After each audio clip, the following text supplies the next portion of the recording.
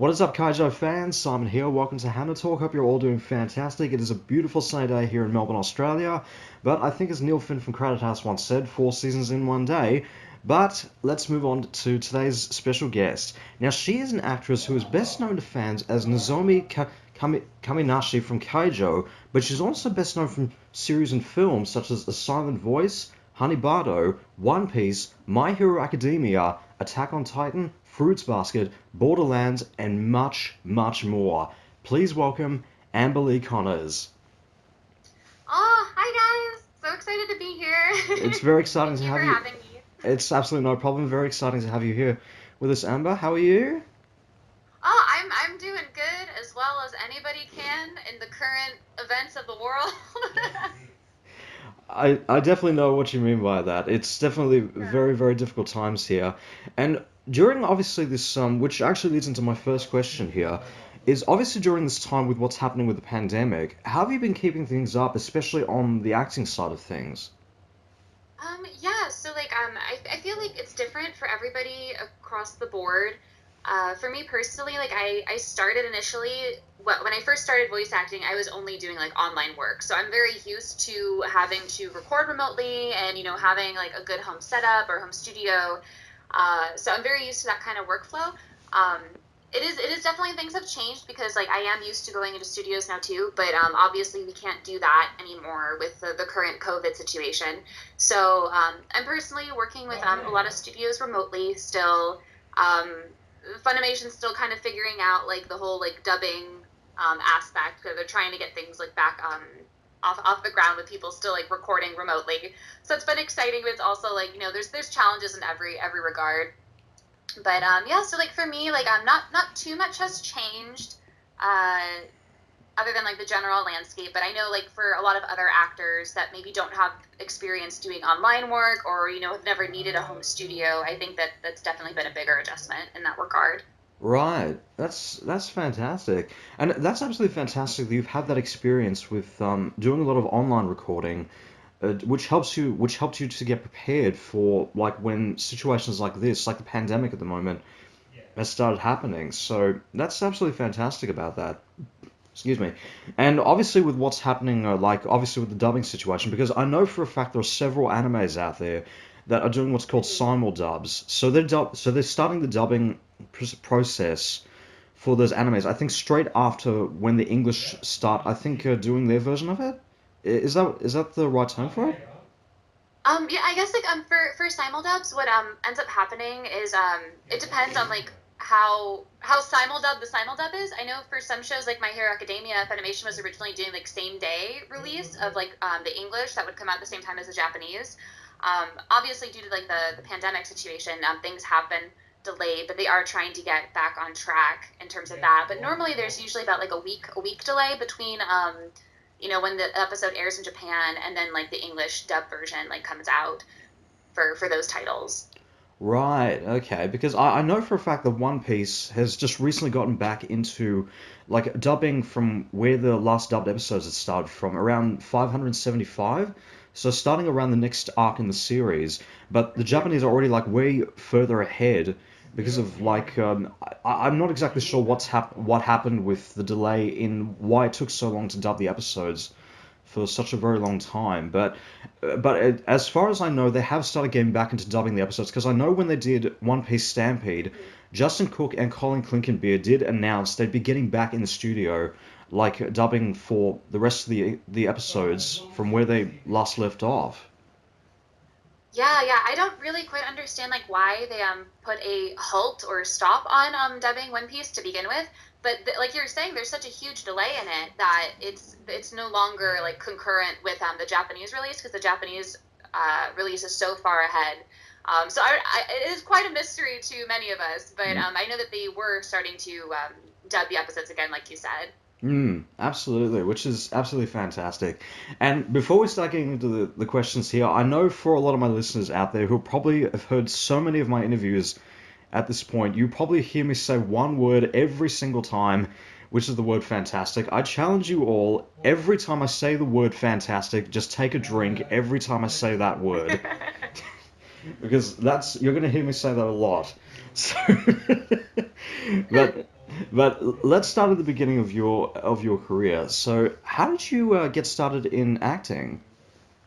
So it's like this is a very good question. It's a little bit of a like down a rabbit hole story time. But when I was a kid, I wanted to be Laura Croft. That's not a profession. You cannot be Laura Croft.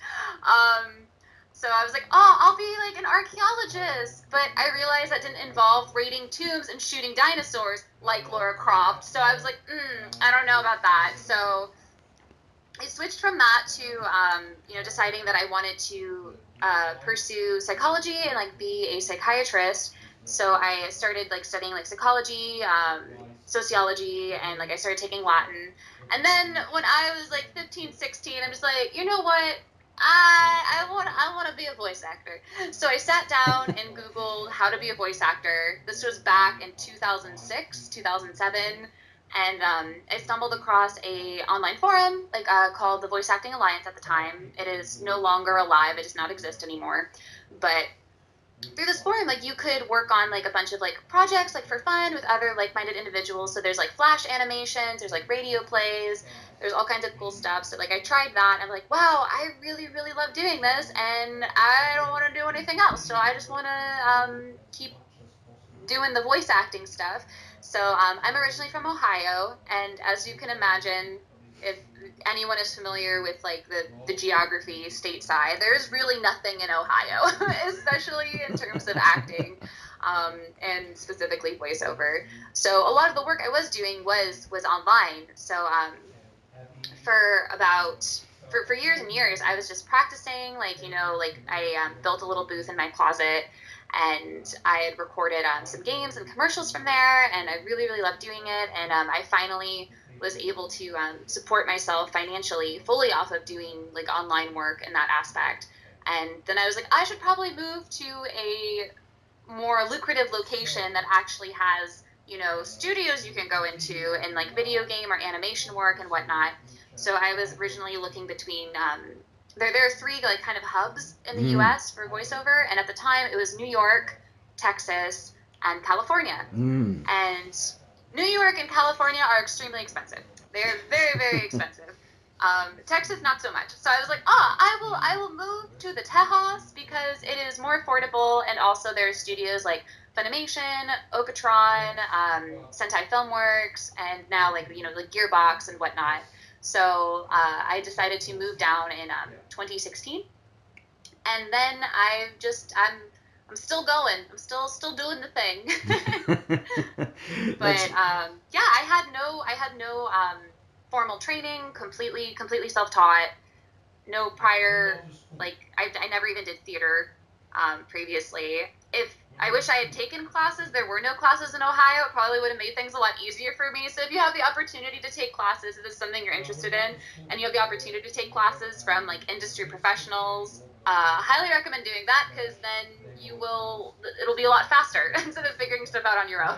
absolutely, and that's quite amazing about how you said like you were basically just like self-taught. Like you had like most of a lot of actors when they're first starting out, especially voice actors, they have a lot of that experience in like theater productions and a lot of Yeah. live action productions for that matter. But that's truly remarkable that you mostly have been like self-taught in that sort of field, and also quite amazing how you started a lot of your work through online sessions, even before moving to to one of the three locations, which is considered like the epicenter for a lot of voice acting, like either New York, Los Angeles, or Texas. And because that actually reminds me, I think of a story where I interviewed Katie Lee, who has been known for a lot of Disney productions, where she did adventure. She's been doing adventures in Odyssey for such a very long time.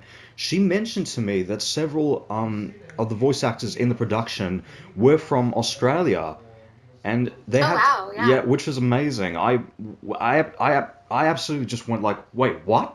Because I didn't expect that. I just did not expect that. They actually, but I think they ended up having to move to the States to work on the series for a bit. I think they're now back in Australia again. So that's quite amazing how a lot of the productions that you've done has been through online stuff. But as you were mentioning about before, with also having to go into recording studios, when were there times where you had to go into studios?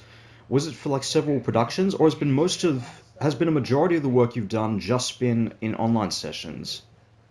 That's a really good question. So, I like well pre-pandemic, I was going into studios weekly.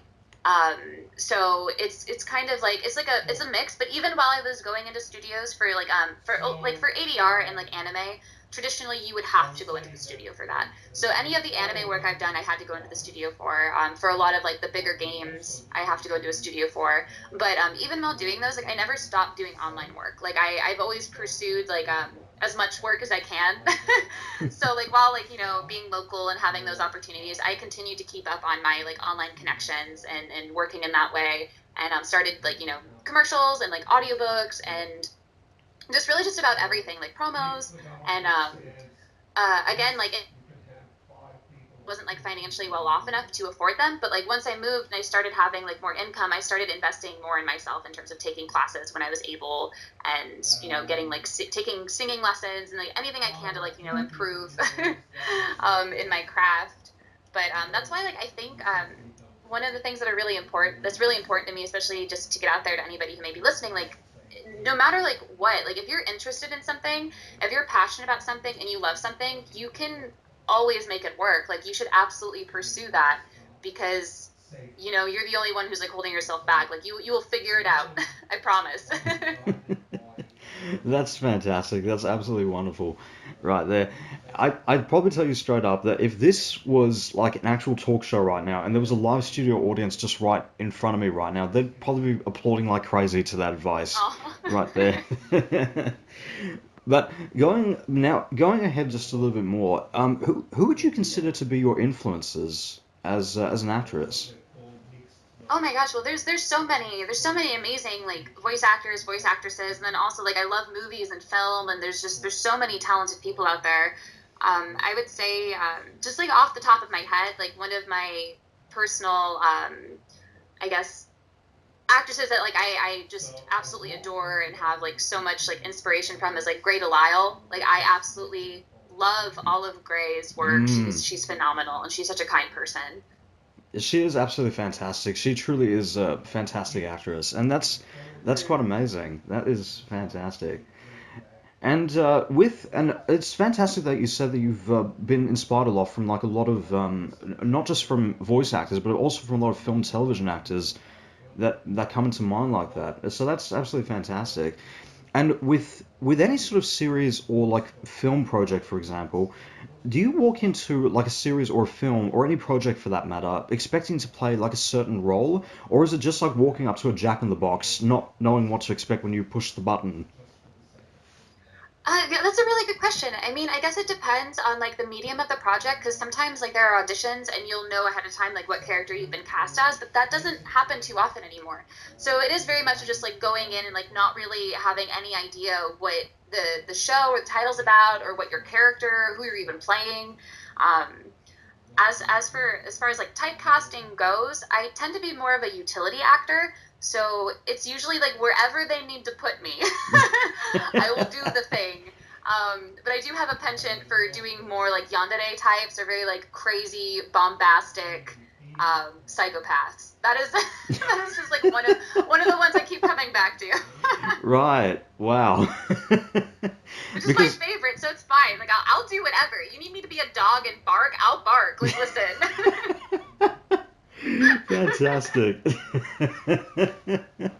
That's fantastic. Because it's quite interesting how you describe yourself as like an actress as being like a utility belt in that matter. But it's interesting that you mentioned about with typecasting, because one actor that comes to mind for me that I think has been, or because typically when you think about a lot of actors, you know them for very specific roles that you do, that they've done, but also some roles that people would never expect, that you never would expect them to be recognized for. Because Right. there was a funny story that I remember with Alec Guinness from the Star Wars movies, in how he got incredibly frustrated in the fact that people only recognized him as Obi-Wan Kenobi from the Star Wars movies, but not for a lot of his other projects when he used to go to comic conventions, Right. which is quite extraordinary. But have fans ever come up to you, like recognize you from like roles that you probably would never would have expected? Yeah, I I'm trying to think. I guess I mean this is kind of something that like it's a little bit bigger, so I would expect people to know it. But it's like the demographic that like didn't expect to know. With Five Nights at Freddy's, like I voiced like Toy Chica, I've voiced Clara, I've voiced Nightmare Chica and JJ, and some like an elevator voice and like all kinds of like random stuff. I guess I never expected so many children to come up to me at conventions and tell me that they love me as Toy Chica. It's just it's just not what I would have expected for that demographic, but FNAF is really, really popular among children. So I'd have like these tiny little girls come up with like a Toy Chica plushie and tell me how much they love Five Nights. And I'm just thinking like, why are you playing this game? You know? Wow, that's just absolutely crazy. And I've seen the gameplay from Five Nights at Freddy, and I'm going like, wow, It's scary. it is absolutely terrifying. I'm going like, yeah, I am never watching that again.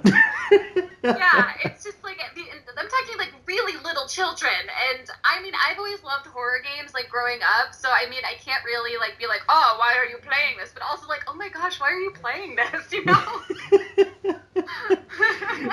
That actually reminds me, I think of a funny story. I think it was with Mark Hamill when I think he was doing when they were releasing I think Batman the Killing Joke as an animated movie based on the graphic novel that was written by Alan Moore.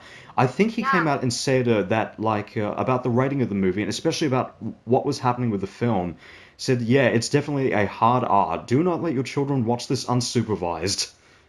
Right. Yes, and oh my gosh, phenomenal, by the way. Yeah, absolutely phenomenal. Absolutely, indeed, in that fact. But also, what is also other interesting as well was when he was talking about his time working on Batman the Animated Series. This was, I think, when they were starting promoting The Killing Joke. He said that like back during the 90s, even though Batman the Animated Series was considered a kids show for what it was, and especially how dark it was, he said that there were a lot of things they wanted to do. They wanted to go like full comic book dark territory with the Batman series, but they just weren't allowed to do that because it was being viewed by kids. But I looked across at like the Batman animated series, and especially Batman Beyond, and I go like, that's considered a kids show? Yeah, right. And like, well, here's what's really interesting about that too is, a lot of times I feel like media is like, oh, we need to shelter our children from certain content, but I also feel like you know, kids are smarter than you give them credit for. Like they appreciate, you know, not being, you know, talked down to or pandered to, or, you know, like a lot of like the darker, well, especially like when I was growing up, like cartoons were like pretty dark, I feel, and in general. Not to say that they aren't now, but like I feel like if they were to do something that was more true to comic books in terms of them being dark, I think children would still appreciate and enjoy that content. If the FNAF fiasco is anything to, you know, say about that. That's definitely true about that, and that's absolutely true how you said about that sort of thing, because this actually leads me to this reminds me of an interview that I did yesterday with Aaron Roberts, and he and I were just talking a fair bit about like with Marvel and DC in that fact, because of I'm trying to remember exactly what he said about his description. I think of DC in that fact was like saying, you know, like DC is kind of like, you know, pick yourself up by the bootstraps, because it was set during, it started off like around during the time of during the World War One, I think before World War Two era. So it was like, you know, pick yourself up by the bootstraps, you know, stand for yourself and all that kind of thing. And then Marvel came around, I think during the 1960s. So this was post-war era. So this was like a very different tone to DC. So to any listeners out there who's been wondering about the difference between Marvel and DC, I think you just got the explainer for that. So because yeah, it's definitely true about how you said about with like with much more darker series for that matter. But I guess it also just depends on really the kind of like working with any sort of like an anime or in any production or franchise for that matter that has pre-existing material. It's about keeping it accurate to that material as possible. It's like if you were to do, it's not like we're gonna suddenly see like a Batman cartoon with My Little Pony tattooed across his bat suit or anything like that. Or like, or like Superman, like all of a sudden wearing a Skull T-shirt or something. Like it's. Although that'd be an interesting idea, and I'm sure there's a writer out there somewhere who's going like, Batman meets My Little Pony. I wonder what that's going to look like. Oh my gosh, yeah. But going across into but talking about, of course, like about your career just in general, you played across a variety of roles as an actress. But have you ever turned down a role for any particular reason? That's a really good question. I haven't really been put in a position to turn down any roles. I guess like some that I can think of off the top of my head is if it hasn't been like for anime, but like for some games and stuff. If I'm ever contacted like to do a role that is outside of my race that I feel should go to an actor of that race and ethnicity, I will turn it down. Like Mm. I don't feel that if I am not an African American woman, I should not be voicing an African American character. And unfortunately, sometimes it has happened where you accept a role and you don't know what your character looks like, and you can't avoid something like that happening until it's already out, and then you're like, oh man, like I wish I would have known. I wish somebody would have told me. Um, so aside from that, like that's been like the kind of like the line in the sand that I'll draw. As far as like content goes, like I know some actresses aren't comfortable with like ecchi content or like more like sexually promiscuous or mature content. I always have been fine with that, and it just depends on like how far it goes, whether or not I'll put a pseudonym on it. Um, yeah, and aside from that, just anything like I guess commercially speaking, I won't do anything that I don't politically agree with. That's very important to me. Right, because that's quite interesting about how you said about with pseudonyms for that, but because I've seen a lot of actors that have put themselves under completely different names, and I actually Yeah. spoke with Joshua Seth, or I think it must have been Joshua Seth or Spike Mhm. Spencer, that I talked to this about because I'd noticed that they use pseudonyms for certain roles, and I think it was with Joshua Seth, yes, where he said the reason he does pseudonyms for some of the roles that he does is because he doesn't want to be credited for that particular role. He goes like, I don't know if that role is good. I don't know if that series is good enough. I don't know if that role is going to be quite what I'm looking for. And then cut to find out that role is much bigger than he ever realized. And we're like, why didn't I credit myself on that? So Right. so so it's quite interesting about the fact because I've often wondered for a long time why Mhm. actors list themselves under different names like that. It's because well we just don't Yeah. want to credit ourselves under roles that we feel like we're not happy with or that we just feel like is not really up to our expectations really. I mean, I would like go further, at least for me personally, and kind of bust that a little bit because the reason why I use pseudonyms isn't because like I dislike the content or I don't want to be associated with. It's more from if somebody like Googles my name and like for instance, like I do a lot of children's book narration. Mm. If somebody like Googles my name and they find like a hentai or something under my real name, that's kind of like that's problematic in that regard because now that child could like find that and like not like know. Um, so it's more of like I know for me personally and some other actresses, it's never that they're like ashamed of the content or they don't want to be associated with it. It's more of just like keeping certain avenues separate. That way, Mm. you can prevent situations like that from happening. Right, right, right. And now, as many fans will know of anime, that a majority of anime series is typically based on like the manga. Have you ever read the manga for any like anime series that you worked on, or become familiar or heard of like a project or franchise before you started working on that series? Yeah, like I mean, I've always enjoyed manga and anime just as a fan, even before I became a voice actor. So I've read and watched a fair amount, and as far as recently, there's not too much that I've been able to keep up on. But like after I was cast in Citrus at voicing May, I did purchase the manga and was reading ahead. Of course, like as you know, the anime adaptation they don't always include everything, but it kind of helped me get more into like her headspace and like figure out like what her story was. And then even though like we had already finished production on like World End, which is probably one of my favorite things I've been able to work on, voicing Cathali, I did purchase the light novel to read that after the fact. But as far as like stuff like beforehand, like Future Diary has always been like one of my favorite anime of all time.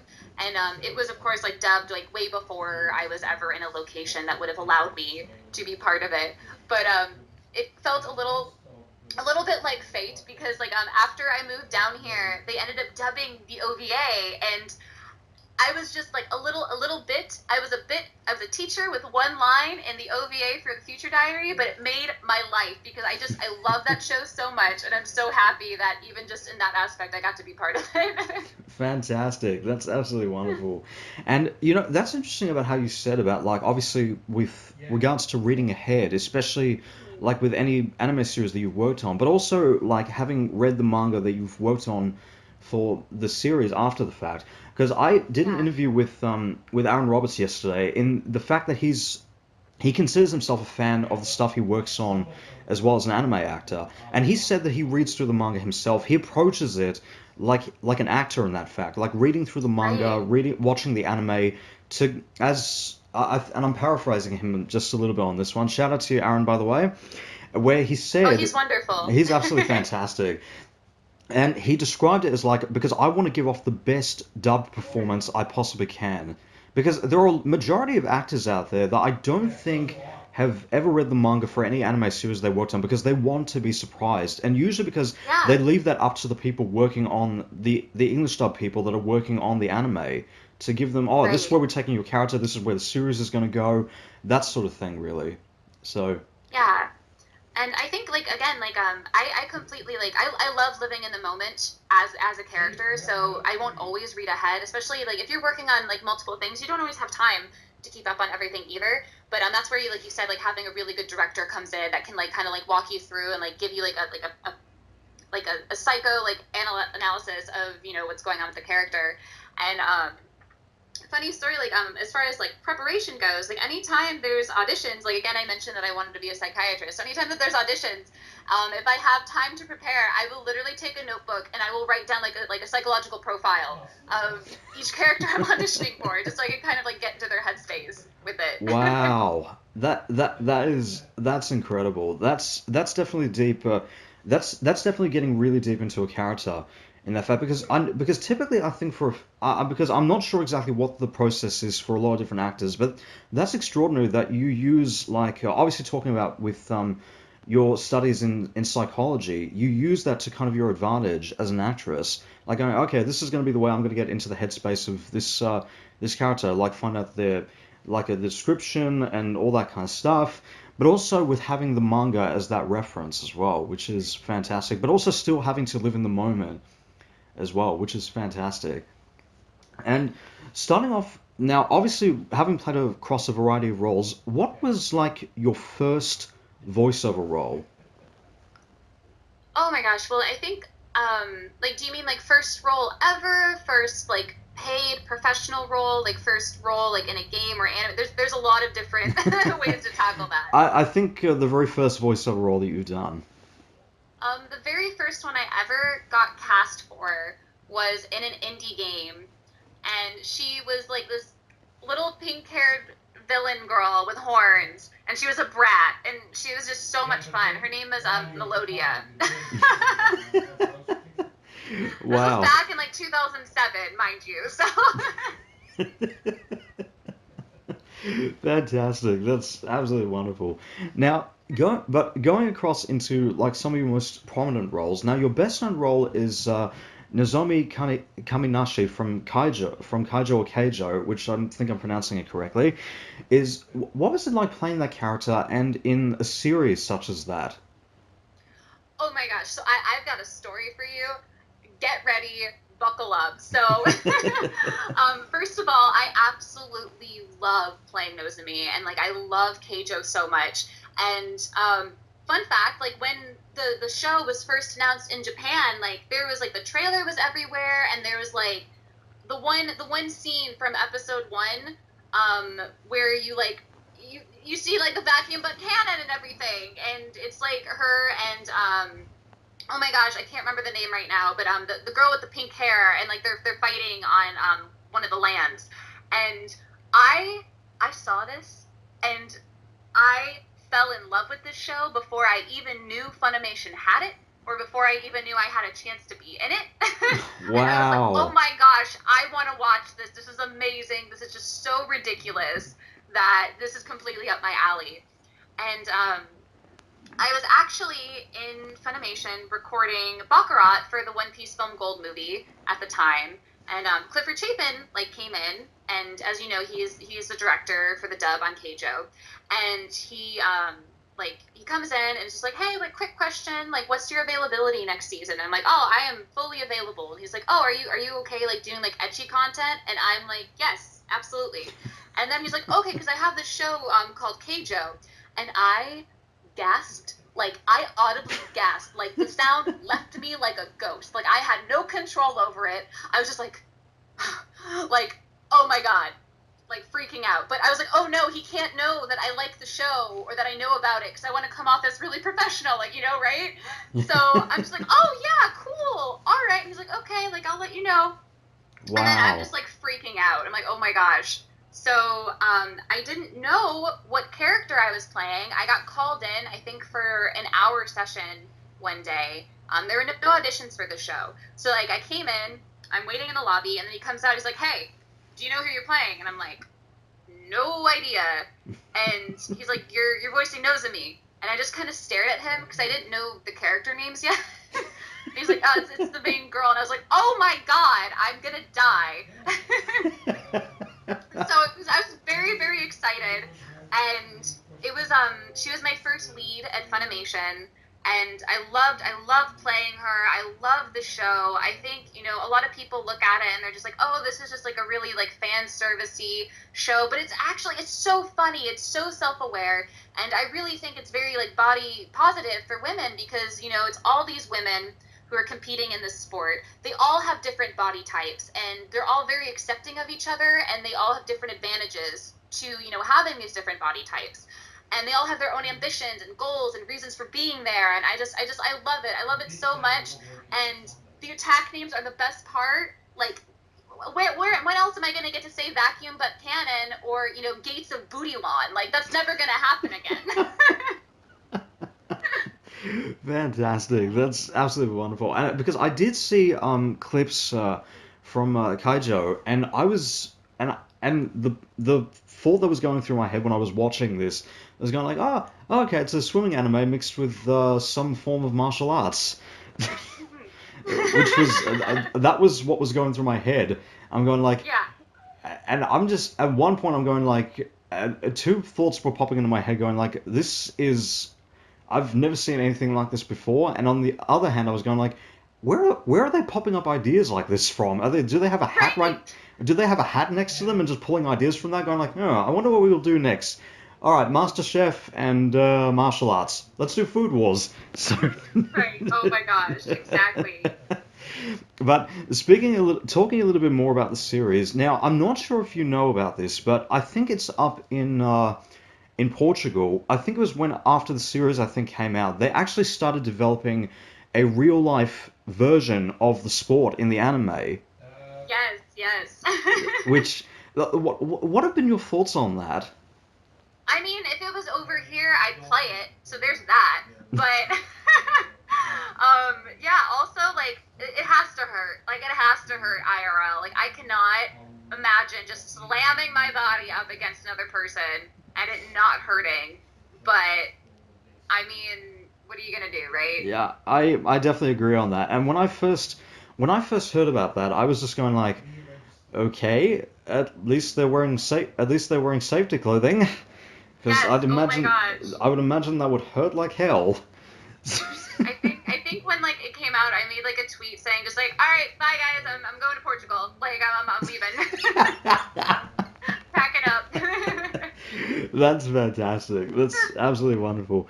Now, you've also played across in a series such as Hanibado as Ayano Hanasaki, but also in the film A Silent Voice as Miki Kawai. What was it like playing those characters on those projects? Yeah, like I love like everything that I've gotten to work on. And those two in particular were really, really, really fun experiences. So they're very different characters. So I don't know, like I didn't really know what to expect from her in the beginning because they kind of set her up as like, like she's like the protagonist, like the hero. And it turns out she's like a stealth villain. Like, I was like, whoa, what is going on there? Which I was very excited about. Again, I love playing the crazies, and this is like a recurring theme in my life. So Ayano, like, she, again, like, psychologically speaking, she comes from, like, you know, she has abandonment issues, like, with her mother. She has, like, a lot of damage there. And she channels it in, like, a not very healthy way. And that's why she's not necessarily a bad person. But I don't want to spoil anything for like anybody who's like hasn't watched the show yet. You should go watch it. But it's like playing her is like, you know, walking like a very fine line in that regard. Like, you want her to still be relatable. You want to see where the pain and the trauma comes from, but also she can be kind of awful at times. And like Miki is a very, very interesting character. Mm. And I remember auditioning for her, and the reason, okay, just she's the worst. She is absolutely the worst. Like, I love that film. Like, I watched it after it came out, and like, again, like, I love everything about it. Like, the silent voice is absolutely beautiful. But out of all the characters, she is the worst person in the group because she never acknowledges that she's done anything wrong. And when I was getting the audition, I was like, oh my god, I know people like this. I've had people in my life like this that, you know, they do something awful, and they can't be held accountable for their actions. So they create this alternate reality that they live in where they've never done anything wrong. They couldn't possibly ever be the bad guy. It's like, no, everybody else is. I'm the victim here. And it's like, you hate her because she's so realistic and in that aspect. And that's what I think, like, you know, silent voice, like, the characters are very, very real in a lot of ways. And like, when I was like auditioning for Miki, it was like, oh no, I know exactly, like, oh, I feel this, like, she's the worst, but I understand, but like, Well, that's fantastic, and that's quite amazing how you've played, like, with these two characters in particular, how they're so much on opposite ends of the spectrum in terms of like like their characters and personalities for that matter, but also in the fact about just how much the experiences you've had, you can relate to those sort of experiences from seeing these characters. And like, oh wow, I've been through this sort of experience, I've been through that, or I know people that are just like this character, and I think that's just fantastic. That's quite amazing about how, like, and I think that's really great to see about, like, a lot of characters I think a lot of people can relate to in that matter. When they see, like, when they see, like, Nozomi, they go, like, oh, yeah, I can relate to her character. Or I see Ayano, I say, oh, I relate to her character. Or they see Miki Kawai from Silent Voice, they go, like, "Oh, I don't relate to her character, but I know people that are just like, but I know people that act like her sometimes." yeah. And that's why, like, I think a lot of times people like will ask me like advice for getting into voice acting, and of course, like, you know, there's like the usual, like, we'll see if you like it first, and, you know, take classes and practice, like, get acting experience and everything, and, you know, work on your cold reading. But I feel like one of the most valuable suggestions I can ever make to somebody is, like, go live life, you know, gain these experiences, and, like, fill up your well of, you know, things that you can draw from, because, like, acting is all about expressing, like, the human condition, and, you Mm. know, living these lives and telling these tales in relatable ways. And the more that you've lived personally, and, like, the more you've experienced, the easier it'll be for you to draw on that, because you'll be like, oh my gosh, yeah, I've been through that, or I know somebody like that, or, you know, I am like that, you know. So it makes it, everybody's journey is different, and it'll always color your performance in different ways, I feel. That's definitely true about that, and that's absolutely fantastic advice right there. Now, you've also played across a variety of other shows, as we were just talking about just a fair bit with One Piece as Baccarat from the One Piece Gold movie, but also as Sierra in the main series. But you've also played across in My Hero Academia as Mrs. Joke, Attack on Titan, and Fruits Basket. What is it like playing across those series? It's like, it's amazing because, you know, they are very well known, like, iconic titles. And I know, like, for One Piece, I'd never watched One Piece, but, like, I'd always had friends who were, like, really, really into One Piece, so it was really special to be part of that and, like, share that with them. Um, as far as, like, you know, Attack on Titan and Fruits Basket, like, I loved Attack on Titan when it first came out. Like, I'm a huge fan of the series, and just being able to be part of that in any capacity was absolutely amazing. And same thing for Fruits Basket. Fruits Basket was actually the first anime I ever owned DVDs for. Like, back in the day when they came out on, like, 3 episodes a disc, like, I bought every single disc.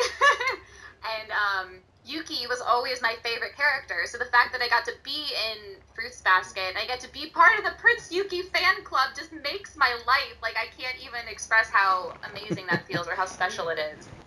That's fantastic, and that's definitely true about with talking about my own experiences, like with One Piece and Fruits Basket, because my experience with Fruits Basket came from the original series before seeing the reboot, and Yeah. which is absolutely fantastic to this day. And I did a review on the reboot of the Fruits Basket series, calling it one of the best reboots of any anime series in a long time. And for me, was like I considered it, just like with Fullmetal Alchemist Brotherhood, to be a really great example of a continuation of a remake of a classic anime that's been off Yeah. the air for a very long time, done right, done absolutely brilliantly, because it was just so beautiful when the first season came out. And with One Piece, my experience from that came from the 4Kids version, when they used to when I think 4Kids originally had the rights to the series, but this is way before Funimation started dubbing the series, so it's quite extraordinary. But Yeah, absolutely. that's fantastic. So now, with all three of those franchises going quite strong, and also with Fruits Basket now going into season 2, what do you personally want to explore going forward in any of those series? I mean, I love all of those series, and being a part of it in any capacity is amazing. So if, of course, like, the actor is like, oh, it would be great to, be able to appear more in it and be able to share in that. But at the same time, like, I realize, like, not every character ever needs a lot of screen time to be like conducive to the plot and like the most effective storytelling methods. So I would rather, it just, whatever happens with it happens, and I just want, it's just like the fans to enjoy it and for it to be like a good portrayal of the series and show, or manga. Like, I know Attack on Titan's manga is way far ahead than what the anime is doing. So I guess just like being a part of it in general, and just seeing where it goes, especially with Fruits Basket, getting it to like actually, because like the anime in the original, as you know, like stopped pretty and left it open ended, whereas like the manga has like an actual conclusion. So I'm Hmm. excited to see like the actual full story of Fruits Basket play out, like with animation, which is amazing to me. I'm definitely excited to see it. Like tell like with as you mentioned about before, of course, with Fruits Basket, like really get into the full story of the manga that the original anime never got into, for that Mm-hmm. matter. But also, I think with One Piece, because I know the creator for the series, Oda, has been very open about the process with writing One Piece and about where he wants the series to go. But he's also been hearing about a lot of fan theories about what fans want to go with it, and his own ideas for what if certain characters had been the protagonist instead of One Piece. And I think even Yeah. saying that with One Piece, like he has said about this so many times, but he said that I possibly see it going to end in about 5 or 10 years. Like there's still so much story Yeah. to be told, because I've only just hit the tip of the iceberg with this one.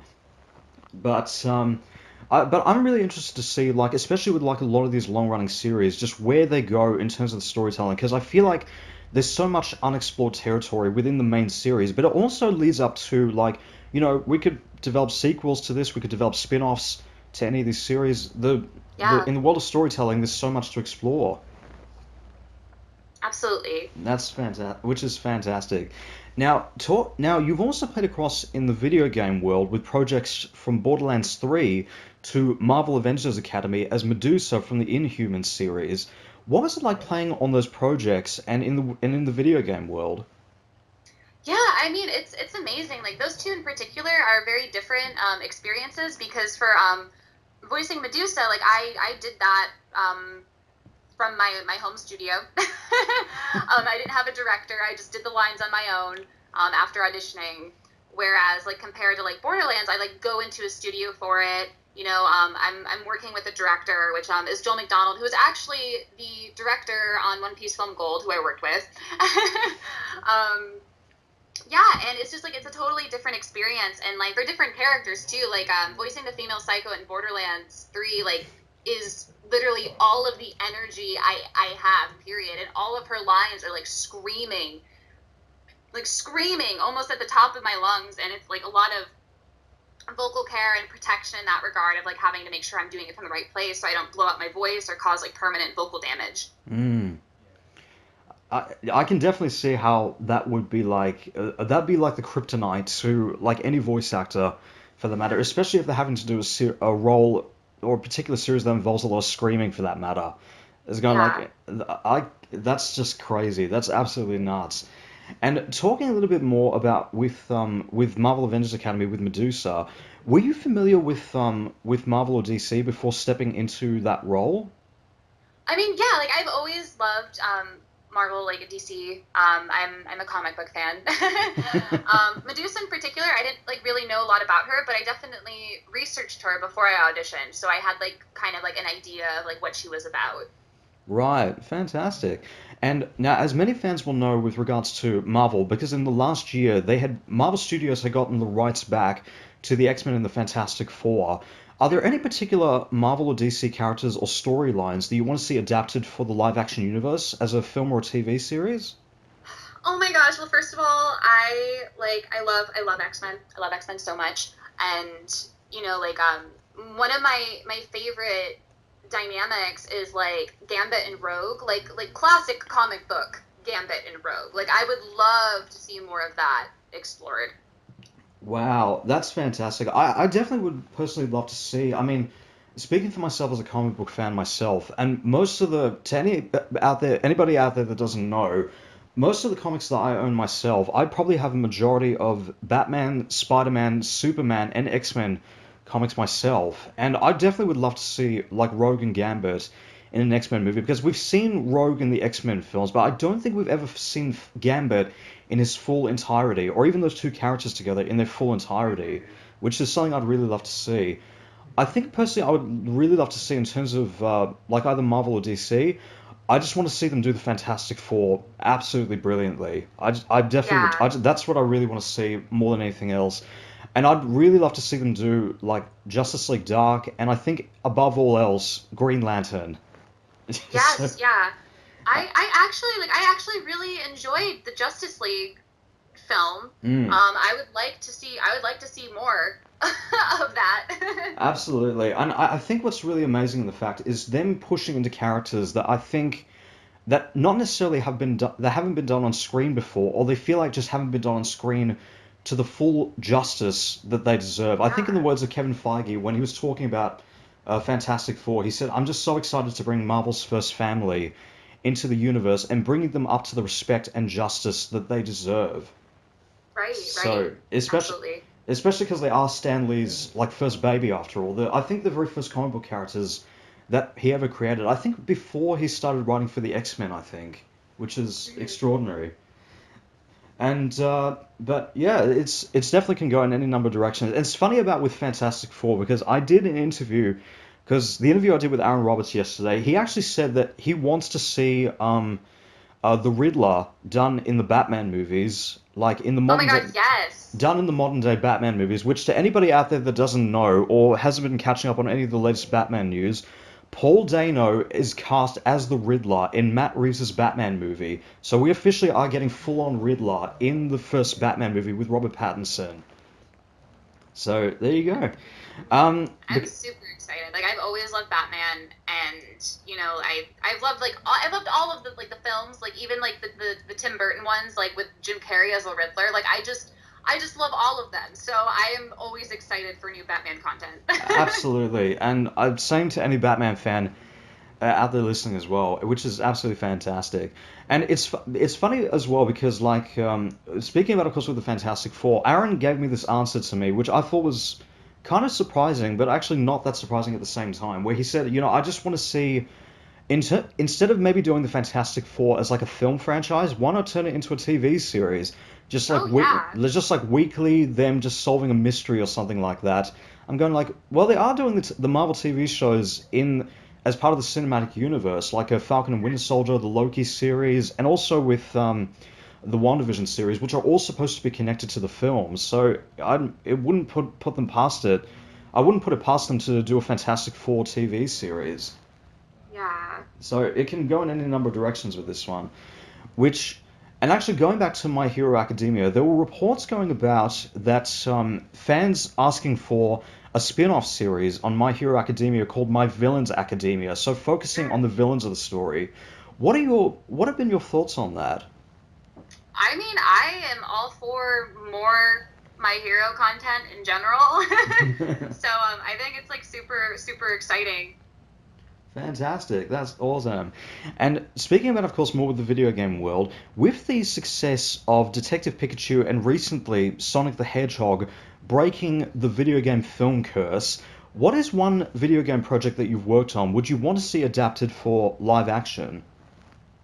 I mean, like that's a really good question. I mean, like I guess like just because like it's actually happening is like I've read like articles about like Borderlands getting a live action adaptation.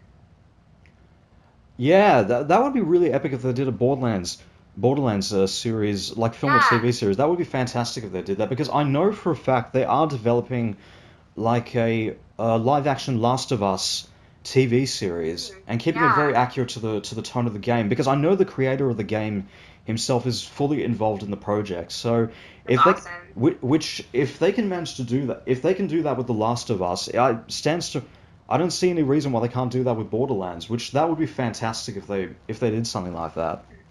Well, especially because like Mad Max did so well, and it's kind of like very like similar in terms of like stylization. I feel. Yes, yeah, that's definitely true. I mean, looking at Borderlands, it definitely has that kind of very Mad Max kind of vibe to it in some way. Very much in the vein of like Mad Max Fury Road in that way, but Yes. just Yeah. Oh my very, gosh, I love that film. but just obviously with a lot of dark comedy, like a lot of comedy thrown in there, just to take away from the action quite a fair bit, which is quite extraordinary. And now, which is absolutely fantastic, and I would love to see them do Borderlands as a live action film because I think because now with the success of obviously Detective Pikachu and now with Sonic the Hedgehog, they've really started to break that video game film curse because Yeah. I'm sure many of us are just looking at it going like that like projects they've adapted to video games like Super Mario and of course with Prince of Persia and all that kind of stuff. You're going like how? Okay, you're doing a film series based on some of the most popular games of all time. How are you not getting this right? Oh, I will say, like, I think the first Silent Hill movie was phenomenal. I think that's probably the one that, like, I guess, like, broke the curse to me before anything. Like, it's definitely different from the original game, but it was really, really good. Like, I don't like the follow-up film because I feel they try to cram too much stuff in it, but I Hmm. definitely really, really love the first one. Right, and I think that's kind of also the problem with a lot of film adaptations that base it on, in the case of video games, or in the case of anime for that matter, like talking about like with Dragon Ball Evolution, and which is them trying to cram like way too much into the one film, or going like, like okay, let's just take like all the big stuff that everyone loves about the anime, or let's just take everything from it and cram it into this one movie. Yeah, I'm going like, yeah, no, that's not how it works. yeah. Oh my which gosh. which actually brings me to an article that I came across where there were reports going about that of Taika Waititi, who did Thor Ragnarok and What We Do in the Shadows and Jojo Rabbit, where he got asked about, like, would he ever direct the live action version of Akira? And he said, Yeah. absolutely. I would keep it very accurate to the books, and I would not do any white casting for this one. I'd want to cast very authentically, and I'd cast like a less known talent for I the would love roles. to see that. That would be epic if that would have happened. So, fingers crossed. Fingers crossed. Yeah, oh my gosh. Now you've also voiced across in several, as mentioned about before, you've voiced across in several audiobooks of many different genres, from fiction right down to children's books. What's that experience like compared to like voicing a character? I would say it is like everything is different. I would say audiobooks in general are very, very challenging and very, very taxing. I love doing them because of that too, and I'm always up for a challenge. But where's your voice in a character in something like you have other people to play off of. You're doing your part, and it's like you're just one instrument in an orchestra. when you're doing an audiobook, you're the entire orchestra. Like you're doing the narration, you're doing all the character voice, especially if it's like fiction. You're weaving this world, and it's all on your shoulders. So you only have yourself to play off of. Right, because I have heard of several voice actors that have gone into audiobook work, and they describe it as just like, I'm going back to the interview that I did with Katie Lee, where she has voiced in several audiobooks. She said, like, with voicing audiobooks, because that sort of stuff is not really my forte. I'm just going like, I'm just reading off in just my normal voice. I'm going like, there's no screen for me to like voice this character off of, because so it's a very different ball game to having to voice a character, because you're having to step into that world and see what that character is like, but also imagine what that character is like, as opposed to having the screen in front of you. Yes. So but that's fantastic. That's absolutely wonderful. Now, you're also the founder and CEO of Caden Studios, which is a recording studio in Texas. Is that correct? Yes, that's correct. Ah, fantastic. What inspired you to start up Caden Studios? Well, ever since I was 15, 16, and I realized I wanted to be a voice actor, it was always my dream to have my own recording studio. And because I love video games, and because like I love like anime and like audiobooks and all of this stuff, like I wanted to have my own studio where I'd be able to work on these things, and from like from a creation standpoint, to help like bring people opportunities, especially like there's like so much great talent out there that doesn't always have the opportunity to be part of these projects. So it's kind of always been like my goal and mission to have a recording studio that doesn't like limit people for being part of stuff based on like location or prior experience. And it's something that like I've worked for a very, very long time. And I originally started Sound Cadence back in 2013 from my bedroom in Ohio. And just like was working on casting and directing like indie projects from there. And then it kind of morphed into what it is now. Like I moved down in 2016. My friends were very, very kind, and they were renting a physical location for their work, and they let me utilize one of the rooms to set up my equipment so I could kind of have like a little base for studio operations. And then they eventually left the building, and I took over the whole building, and things have expanded to where we're able to sustain based off of the projects that we're doing. And I'm just very excited because like each year, like we're getting to work on more and more stuff, and we're getting to bring in new talent, and of course like with like wonderful veterans, and just have like this really interesting mix of projects where you have people all over the U.S. and across the world. Like some of our talent like is in the U.K. And one of like an actor I use a lot of, Stephen Kelly, like he's in Scotland.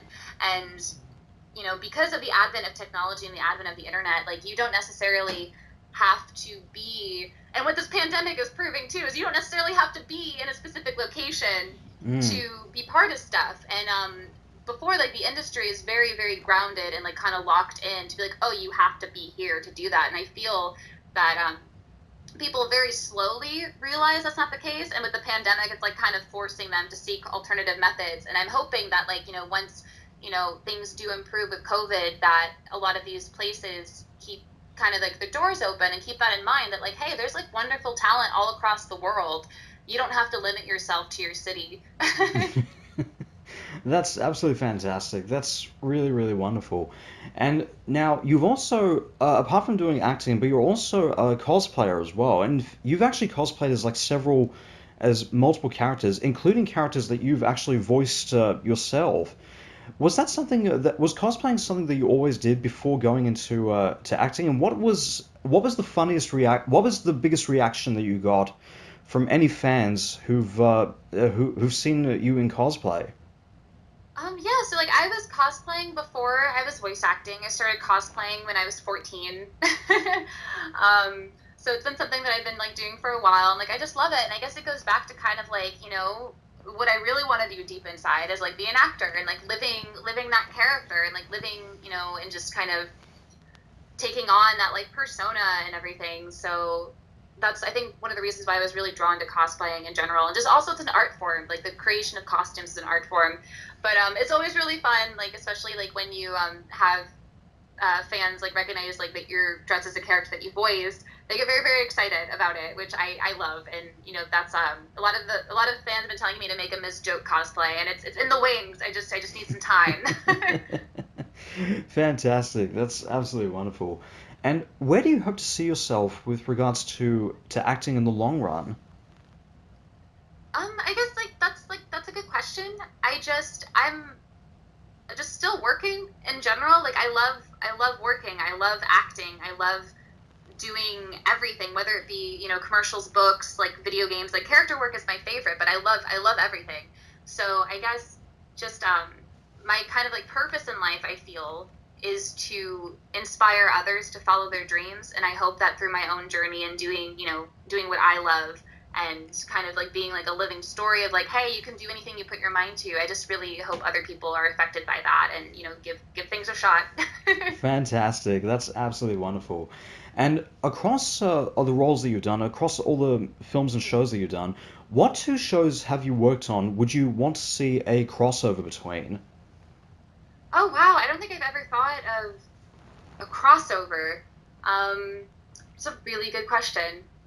I have trying to think of like what might mesh well or might not mesh well. um, yeah, I guess like I think like One Piece and My Hero crossover would be insane. Like, could you imagine those fights? That would be epic if they did something like that. That would be absolutely Yeah. fantastic. And it's funny because Aaron Roberts told me about that. They did kind of like a three-way crossover with three shows. I think it was with One Piece, Dragon Ball, and I think it was with another fighting anime that was I Oh think really wow. popular back in the 90s. This was I think for a special that they did, or I think it was for a video game series they worked on. So that was kind of the closest that we've seen to, I think, a Dragon Ball One Piece crossover Amazing. up until they say, all right, let's do an actual Dragon Ball One Piece crossover. So, but that would be Hmm. epic if they did One Piece and My Hero Academia as a in a full-on crossover together. And Yeah. they're still going pretty strong. So I wouldn't be surprised if they did. I wouldn't be surprised. It'd be pretty spicy. It'd be amazing. And what is like one character or series that you've ever wanted to play or ever wished that you played? I mean, one series in particular that there's no English dub for it. But Sayonara Setsubo Sensei is probably one of my all-time favorite shows. And Chiri in it is amazing. She's like my favorite character. So even just being a part of that show in general, let alone voicing that character, would be a dream come true. Fantastic. Well, fingers crossed that Funimation ends up getting the English dub for that series because that would be fantastic. That would be really, really amazing. And across your entire career, what would you say has been like the one role that resonates with you the most?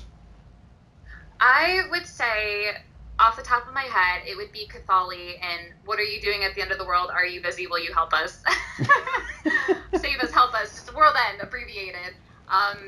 It is probably the most emotional thing I've ever worked on. I can't put into words how beautiful the show is. Alexis Tipton was the director, and she did a phenomenal job with the dub. Um, the show is beautiful. The music is beautiful. The story is heart wrenchingly beautiful, and I don't want to get too into it. I'm gonna start crying. It's so good, but definitely there were some very heavy emotional scenes in there, and just even Fantastic. normally, like, as you know, you preview a scene before you start recording it, like in the booth with like the beeps.